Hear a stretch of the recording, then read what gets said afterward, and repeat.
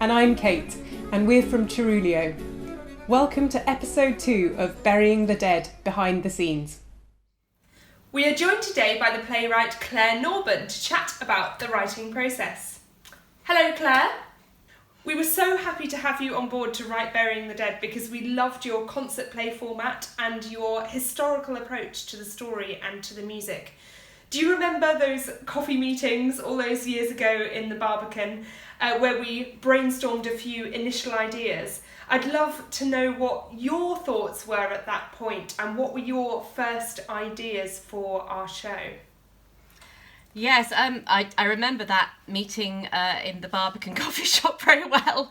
I think really in that initial meeting we kind of pinned down very quickly the nub of what the show was going to be, largely because you gave me the brief of writing something that would combine Purcell's music with the Great Fire of London, and I'm going, okay, he was only 7, so how am I going to do that?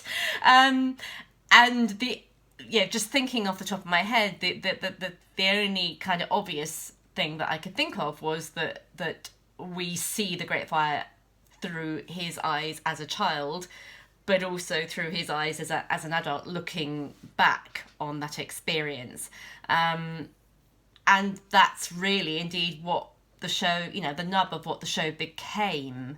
And that I couldn't really think of any other way of doing it. That seemed to work very well. And also I had that idea quite quickly in that meeting that somehow the Great Fire would mean something to him. Well, in fact, it meant something to most people in London at the time because it devastated London really, and changed the way of life for many people. But seeing it through the eyes of a 7-year-old was, I think, really interesting. I'm the smallest and the youngest of our band of boys. I'm really only allowed to join in the gang because my big brother Edward is one of the ringleaders. We race around Westminster Hall all day long, knocking over wares, stealing apples, throwing stones at Mr. Hellfire the preacher, catching mice and cutting off their tails. And also seeing the Great Plague the year before through the eyes of a child obviously is particularly relevant today. It's really interesting because we wrote this show in early 2018, obviously with no direct experience of living through a pandemic, and I had to really imagine what that was like, and imagine what that was like for a child. And that seems particularly relevant today. And my only kind of line of comparison was my experiences as a child in the Cold War and being quite scared that there was sort of some imminent outbreak of war going to happen, largely because I was aware that my dad was very, very scared about any mention of nuclear war on the TV. He'd switch it off immediately, and just picking up that if my dad was scared about it, this was something to be scared about. And I have my Purcell go through exactly the same kind of experience, overhearing his mother sort of picking up on the general angst around him and kind of trying to deal with that and understand it as a 7-year-old, or a 6-year-old actually in the case of the plague. And that seems very relevant today because there's been a lot in the press about how to tackle the virus and explain the virus to children in a way that's not frightening to them, but the importance of parents remaining calm in the face of the virus. And that now seems terribly, terribly relevant. The end of days. It sounds like something Mr. Hellfire the preacher would say. Do you not see? The black cloud has come. The storm is upon us. Death rides on his pale horse through our streets in triumph. And those that give into licentiousness shall pay the price. I also think there's a scene where I have my Purcell imagining what the disease is like, and he kind of imagines it as a kind of cloud or a gas kind of creeping up the road towards his house. And that also seems very relevant because, you know, we have such trouble visualizing and understanding how COVID-19 works in terms of, you know, the transmission of it. And that, again, seems terribly relevant. I wrote that trying to imagine what it would feel like to a child. But that is very relevant, I think, to today of how a child might see the transmission of the disease. Absolutely, it's really strange looking back on the show now with our current global climate and having a whole different view on the plague and what a global pandemic might look like. I was really interested to hear you talk about the sensory aspect of Purcell's experience. In parts of the show, you really play on these different senses, and he experiences both the fire and the plague in these ways. Was that important to you in the writing of the show? Absolutely. I think, I mean, that's always important to me as a writer. It's one of the differences between writing a pure history and a drama. And to my mind, what's interesting is always the human experience, which is not really directly transferable from the pages of a history book. So I always try and imagine what that felt like, and the kind of process that I go through in doing that is, I think, not dissimilar to the kind of process that an actor goes through in trying to imagine what a character is thinking and feeling. So going back to that example of the child Purcell experiencing the plague, I really tried to, I took sort of historical facts, like the fact that the Purcell family lived opposite the plague pits in Westminster, and imagined what that would have meant and felt and looked like. So, you know, I explain how Purcell would have heard the picks working on the ground to bury the bodies at night, and they would have heard the cries of the, you know, bring out your dead, which we had. One of the best things about that show was how I worked with you and with Tom, and you created this kind of amazing soundscape that he would have heard or he could have heard. To my mind, that's what, you know, is the difference between a history book and a drama, is that you really want to try and explain that human experience. Months pass. The cobblestones are overgrown with grass. I hear my mother talking to our neighbour, Mrs. Gibbons. I'm the middle child, so I'm good at making myself invisible. I sit on the steps and I drink in their whispered words I'm not supposed to hear. You know what they say about the bad smell that comes from plague victims? What? If you smell it, then the plague has you. So building on that idea, did you then form an image of Purcell's character before you started writing, or did it emerge during the writing process, you know, almost like a detective would ferret out each sort of nugget of information or each idea? Yeah, it's an interesting question. I had a vague idea about Purcell as a character. I didn't quite know, I didn't know very much about him as a character, and that turns out, it turns out that that's because no one really knows for sure. So it's absolutely playing a detective and trying to piece out from facts about how he reacts to facts as to what sort of character he was. So examples of that is that he worked under the reigns of 3 different monarchs, and he was a court composer, so he had to sign an oath of allegiance. And you can kind of read into the fact that he didn't rush to sign any of those oaths of allegiance to monarchs who were very politically and religiously different. He was kind of in the middle of the list of people who signed up. And that's probably because he was a middle of the road kind of guy. He wasn't a very political animal. He was much more interested in his music and I would think, socialising and going having a drink down the pub.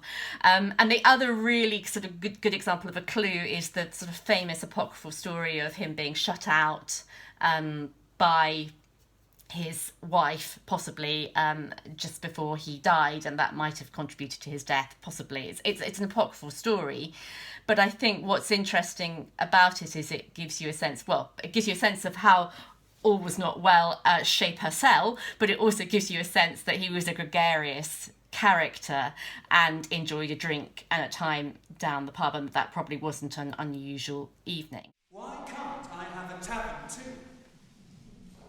Yes! Yes. The hole in the wall! Musicians! Singers! Pray, raise a glass to Bacchus, the great god of wine!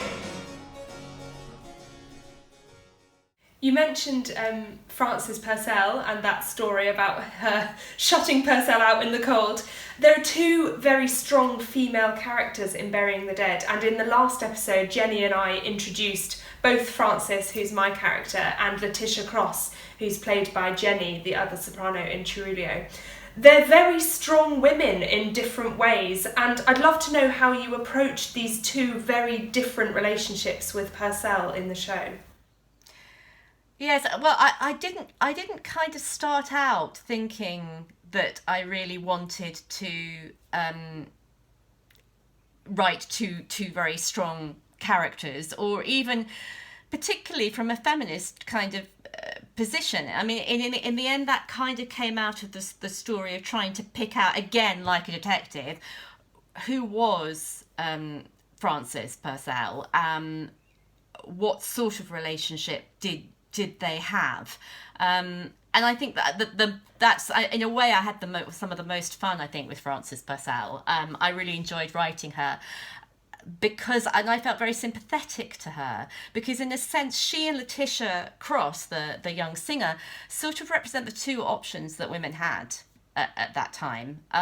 You either were the good housewife, which is what Frances is supposed to be, but doesn't really want to be. She really wants to be what Letitia Cross is, which is, the first women on the stage.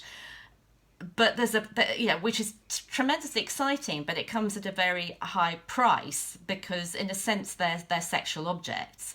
They're overly sexualised, and I've kind of imagined that this, and there's no evidence that Letitia Cross was like this, but I've kind of imagined that, as a 14-year-old exposed to very high profile and a lot of men paying her attention, that she becomes this kind of over-sexualised creature.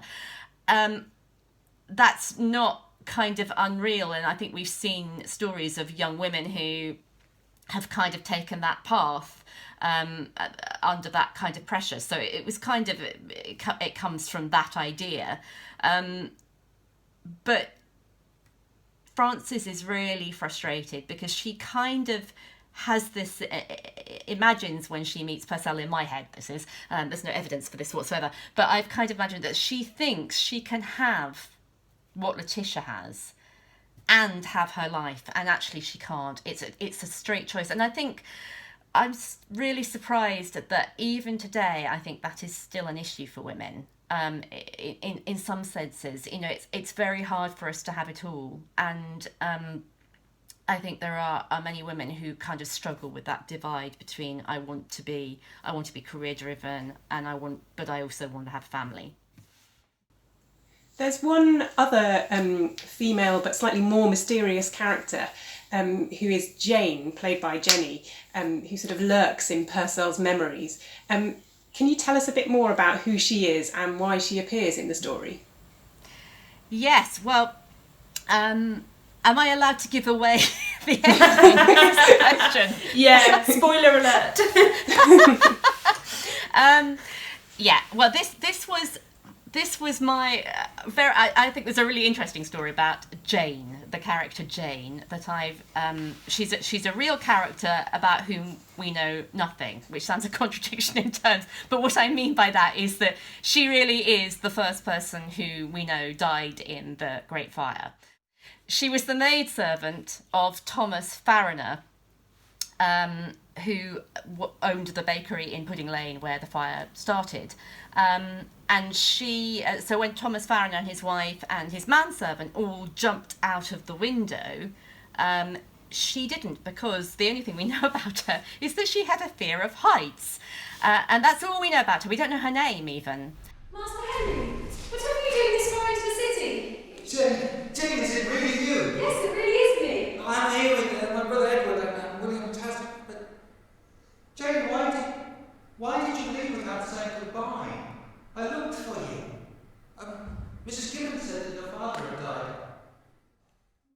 Jane was the name of Pepys's maidservant, and also, which is partly why I called her Jane, but also I used to watch NCIS a great deal, and I know that they call unidentified bodies Jane Doe, so it like kind of seemed like she had to be called Jane.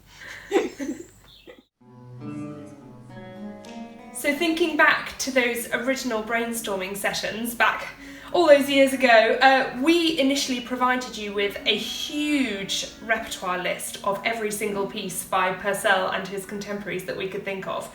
Were there any particular pieces in that list that really sparked your imagination in the writing process? Because I thought that I wanted to have Purcell looking back on his life, and he was dying, I mean, From Rosie Bowers was a very important piece to include, because that was the piece that we know was the last piece that he wrote, and he really was writing that when he was very ill. 1,000 deaths I'll die, ere thus in vain adore. From Rosie Bowers. Finished. It's finished. Ready for Don Quixote Part 3 and Politician. It's Politician. And so that was kind of, that was a key piece that we kind of get references to and snatches of early on, but we don't get until really, well, it's the penultimate piece, done as a showpiece, when he finally finishes it. And kind of in writing that song, he goes on this journey back in time about kind of what makes him him, I suppose. So that song was very clearly there, not necessarily because it was on the list, although it was on the list, but because it kind of gave a structure, I think, to the piece. So you get snatches of that right at the beginning, and then you get this song, the penultimate piece.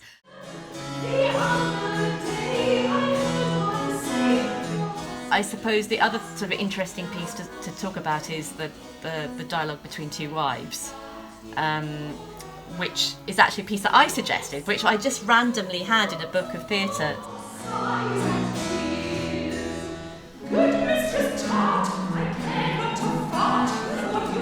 I think what's interesting is that for me it was really fun to use the language in the song in the scene. So like I used the word you jade, which is actually a direct reference from the song.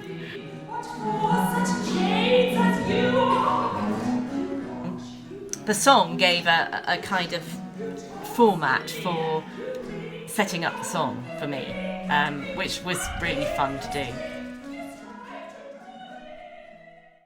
So Claire, thank you so much for joining us for this second episode of Burying the Dead Behind the Scenes. It's been such a joy and delight to revisit those first stages of the show and to learn a little bit more about the writing process. I feel like I've learnt a lot, and it's been so lovely chatting again, so thank you so much. Oh, thank you. Thank you for having me. In the next episode, we will be joined by Neil Ashdown, who plays the role of Henry Purcell in Burying the Dead, to chat about his relationship with the character of Purcell and revisit some of his favourite scenes from the show. Please subscribe to our YouTube channel so you don't miss out. Thanks for watching.